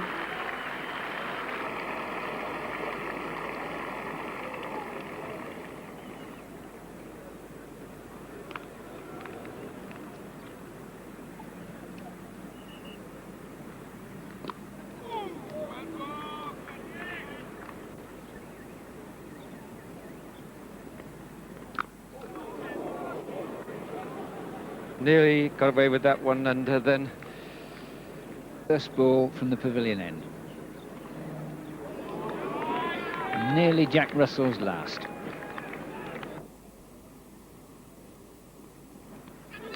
And there's another one. He's got his man. Great one-handed catch. Ambrose does his little dance, and Ramprakash is the man they wanted, and they've got him. Caught by Dujon for 21 and 106 for 6, and the end of a gallant innings by Mark Ramprakash. Well, that's disappointing for Mark Ramprakash. In the 20s again. It's a pretty good delivery. There's extra bounce there from Ambrose. Got to play. That's close enough to play. Held its line, keeping going out. And you can see that extra bounce. And well, it was a fine catch at the finish by Dujon.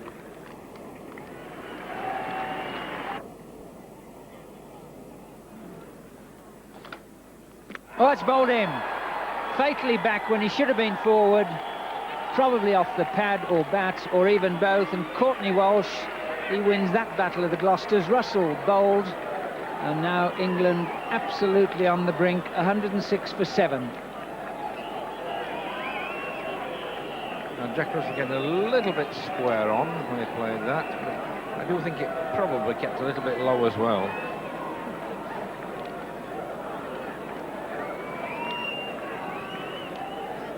Now we see it. It's pitching just outside. It did keep a bit low, in fact. I think he was a little bit unlucky there, was Jack Russell.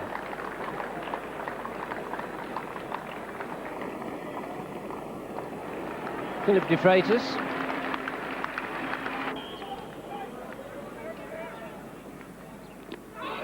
Close. Walsh wanted it and thought he'd got it. Look where he is, no more than 2 paces away from the batsman. Yes, I think Philip de Freitas might have been a little apprehensive there as John Hampshire's hand moved coin from hand to pocket. Well, that's probably just missing leg stump. That's probably a good decision.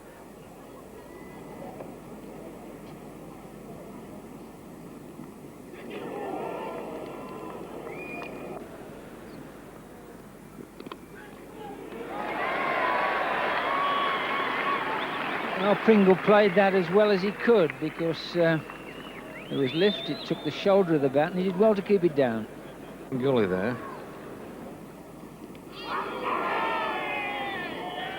Got himself a little bit on the front foot and outside, but there was a lot of movement there before, during and after that ball. Well, it's a fine delivery again, good length, and look at that nip back. And I don't know really, I think that just brushed the pad, and some were probably shouting for LBW and some were probably shouting for a catch.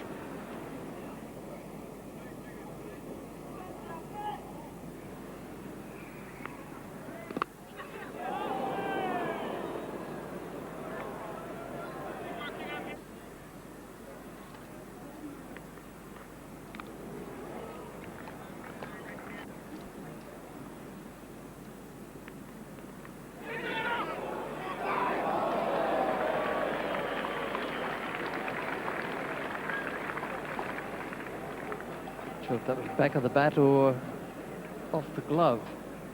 More likely back of the bat, I think.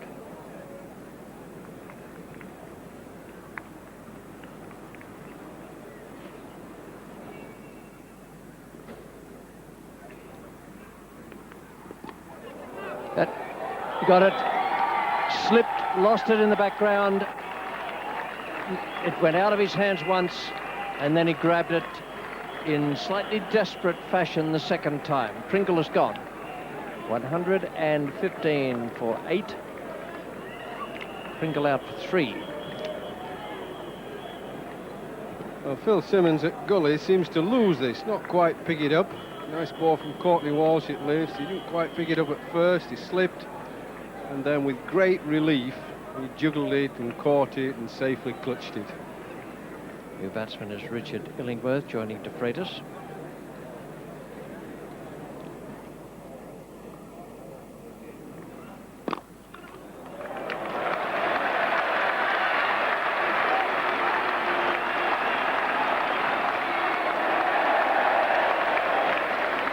That's a good shot and sensible tactics. I was interested to see when Illingworth came out that there was quite a long conversation between him and De Freitas. I suspect it might be a case of pick up what you can, Philip.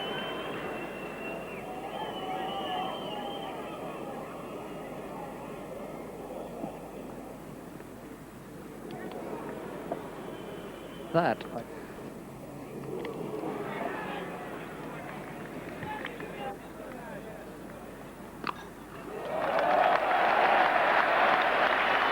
This is sensible cricket.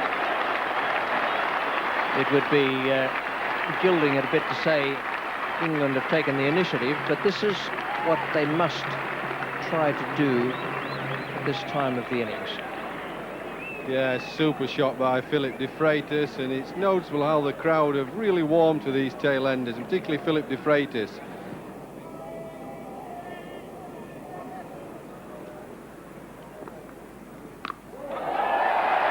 Ambrose just short of him.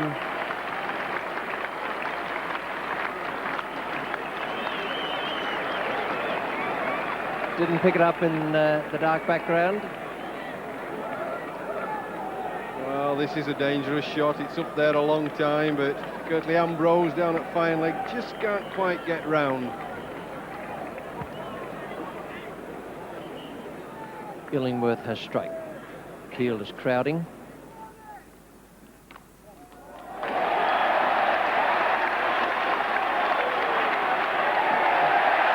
It's very well played by Illingworth. Well, that's an excellent little partnership between De Freitas and Illingworth. 15 off the over.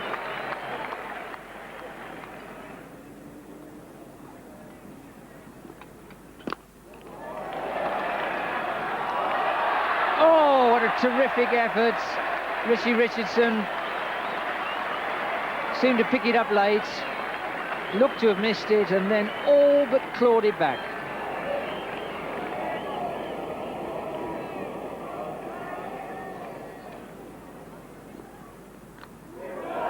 Well, that's 4.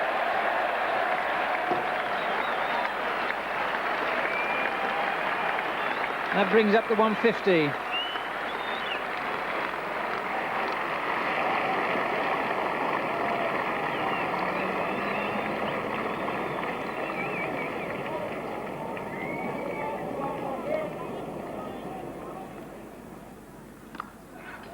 And that's out. That's the 9th wicket. That wasn't a very good shot because Simmons taking the catch, the end of Richard Illingworth. And really, he could have played that down without any comfort, but almost seemed to get carried away with what was going on at the other end. So England, the end of that partnership, and now 153 for 9, 56 ahead. David Lawrence.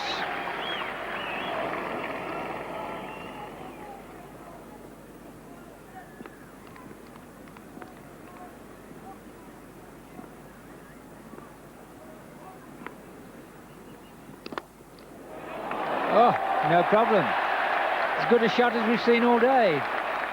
They'll do what they want, which is 2. Well, there wasn't much wrong with this in footwork, timing.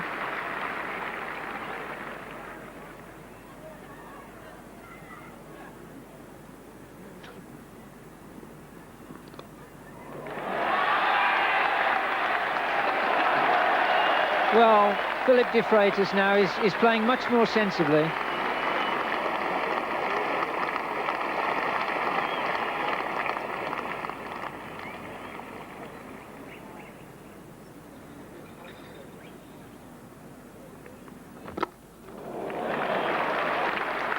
That was very, very well played. It was beautifully bowled also.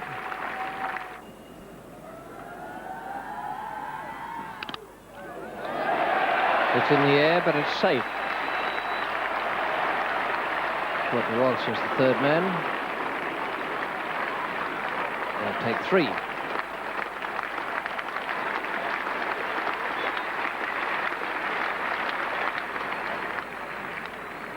It's Curtly Ambrose to de Freitas.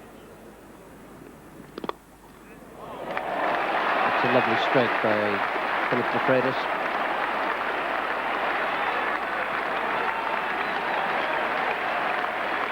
3 more to him. That's his highest score in Test cricket.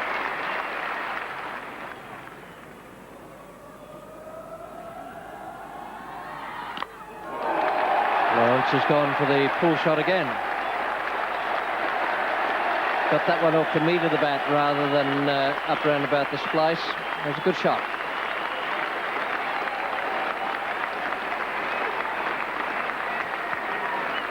Well, I rather suspect that David Lawrence was expecting this. He's sort of waiting, hits it right in the middle of the bat.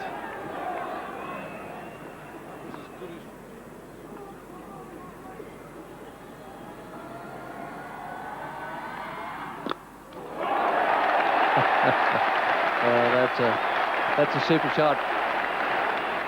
Well, this is a peach of a shot. This is the best shot he's played for me, David Lawrence. Right slap bang. He really creamed it through the covers. And I'm sure that Courtney Walsh didn't enjoy it, but David Lawrence did.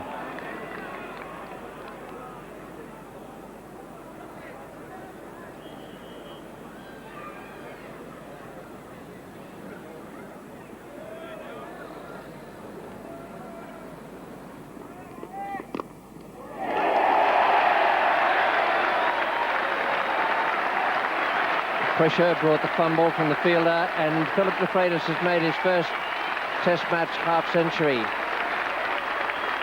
Well, that is terrific. He's a very good cricketer. He thoroughly deserves the standing ovation he's getting around this ground now.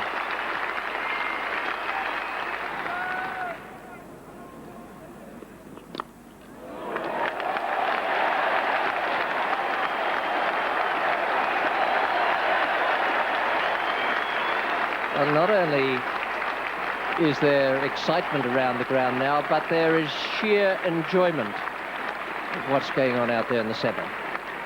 Well, this is just thrilling for the England players and frustration for the West Indies.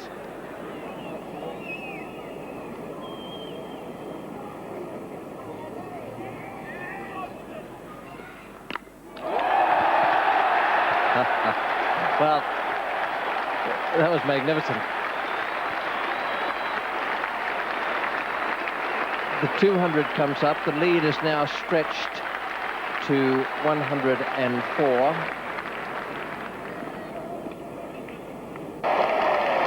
Little chip shots and worth 2.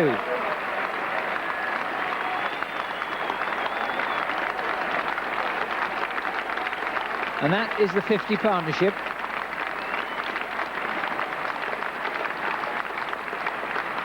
That's come off 66 deliveries.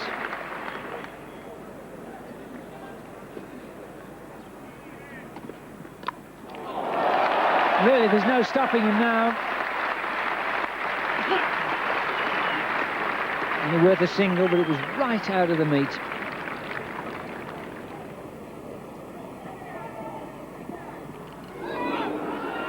Well, there was an appeal for that, which Dujon is signalling, I think, that it didn't carry. Not that Lawrence didn't hit it. I think there may well just have been a little edge there. I could see John Hampshire just peering round the bowler. Well, he didn't really middle it, but it certainly runs 4 of them And it's very rare you find a tail-end fast bowler who can play off the back foot, but when he can, it really does give extra pleasure to the crowd. Just look at this. That is out.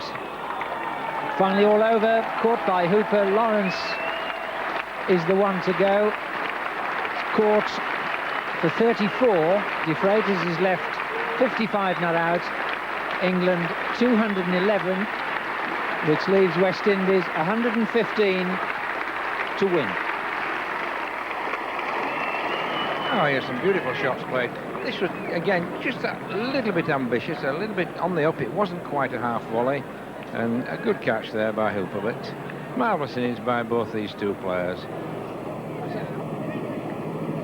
It certainly was a terrific performance from both De Freitas and Lawrence. 55 not out and 34. Highest test match scores for both of those. 21 extras in that total of 211, which was much better than England might have expected at one point. Wonderful bowling from Ambrose and Walsh today.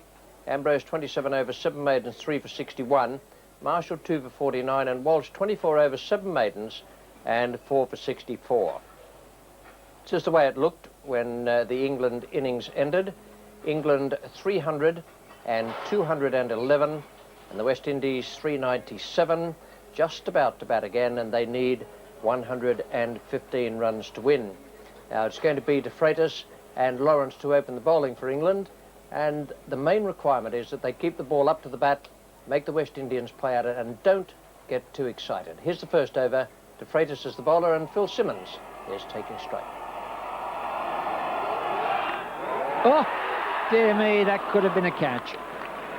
There was no gully, a deep point, and suddenly it's a different game. Well, De Freitas right on the length, the ball holding its line and bouncing that in the middle of the bat handle.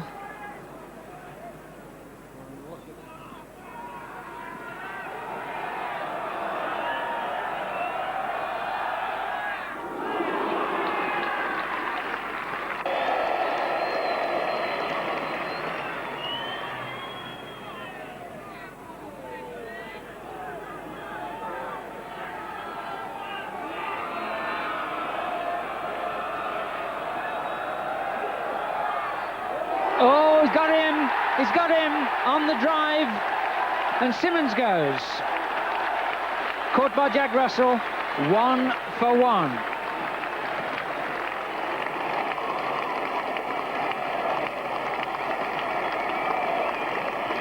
Well, thick deflection there, but, well, it's not a very good shot by Simmons. He really was hitting it on the up without getting across to it. And that's a pretty poor stroke.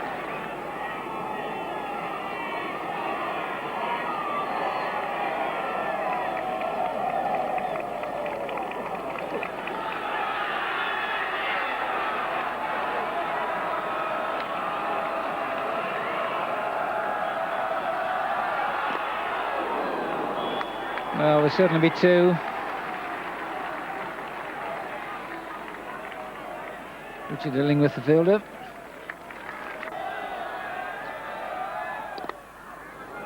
That's a lovely shot. But who's the man to cut it off? Lawrence falls over after the throw. A terrific throw.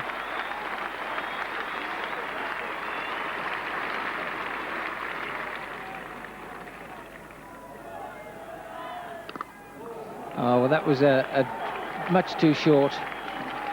De Freitas' first poor delivery.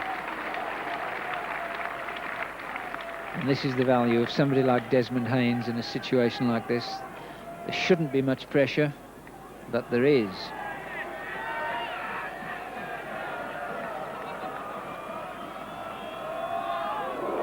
Well, that was lively.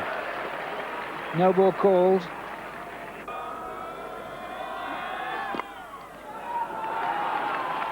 Terrific shot.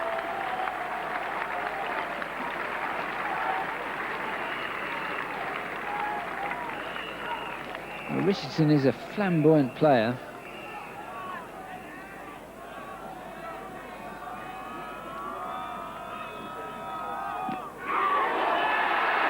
Just missing leg stump. It was a vehement shout. Yes, there was indeed, and most of the crowd who've had a really splendid day here and cheered David's batting on, all were appealing with him. Close but not close enough for England there. Richie Richardson, who remained 10 not out. Desmond Haynes is 8 to win today, 115 in all. The weather, well, it was blustery. It won't be in favour of the bowlers because the wind was so strong, but it was fine and clear. That is exactly what Viv Richards' team wanted. We join play now in the 4th over. 3 runs have been added. The bowler is Philip de Freitas, and taking strike is Richie Richardson. Well, it's a reward for de Freitas, but not justice. A reward of finding the edge and producing the false stroke, but no judge end.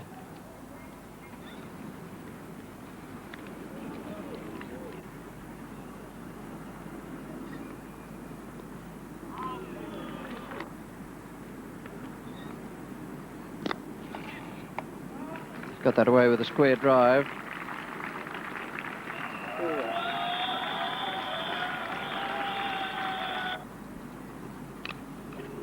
That could have gone anywhere. Instead of which, 4 more. Fairly relaxed balcony. Oh, could have been out. Pringle did his best to get across to it. Mistimed hook. 3 runs. I think the big problem for Desmond Haynes is he has to fetch it from a long way outside off stump. That's a good 1.5 foot, and that's very difficult for a batsman.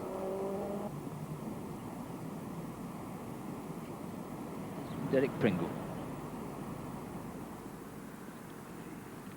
Oh, that's beautifully bowled.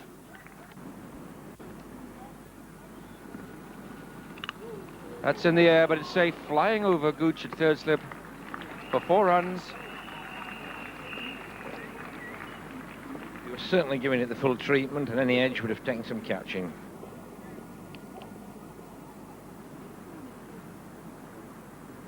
Richard Richardson there with the watch on, timing his shots perfectly.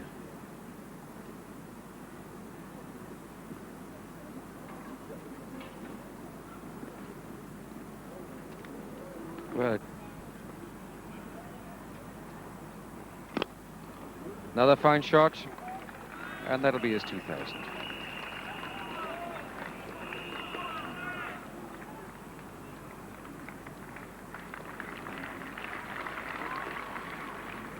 Desmond Haynes, 2,000 runs against England, and a very healthy average of 48.78.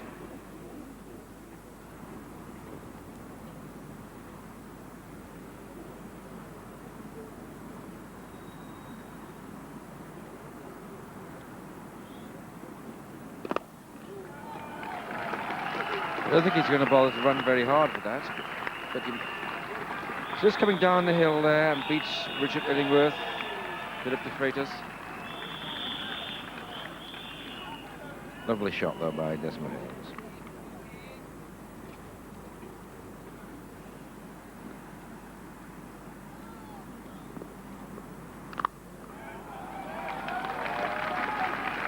No one will stop that one.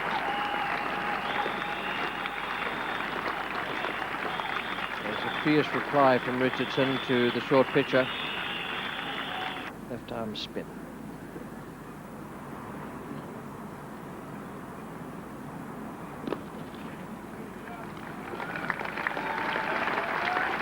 That's good innings from Desmond Haynes. Half century for him. Just ahead of Richie Richardson. And it is his 35th half century in Test cricket. He's made 1600s besides.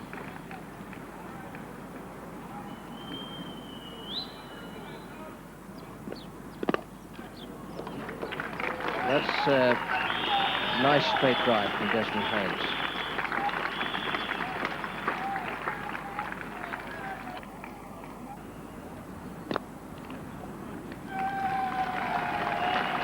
.50 for Richie Richardson. Played in very sensible fashion. charged with the duty of going out there at the fall of Phil Simmons' wicket and making certain that with Desmond Haynes he saw West Indies through to their victory.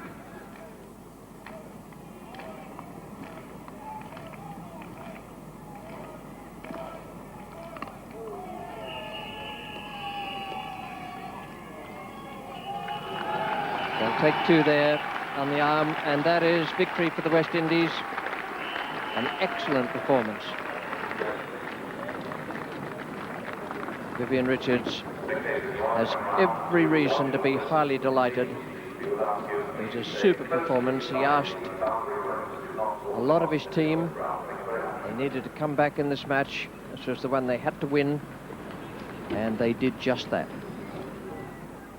It was an outstanding performance from the West Indians. That's their scorecard at the end of their second innings. 115 for 1. Haynes and Richardson, unbeaten overnight, went on to be 57 and 52 respectively. 5 extras in the total, and the bowling figures for England.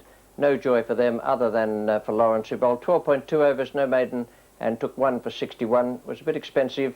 De Freitas again was the best of the England bowlers, none for 29 from 11 overs and 3 maidens. This is the way the match turned out. England made 300 and 211. West Indies 397, and their score today 115 for 1.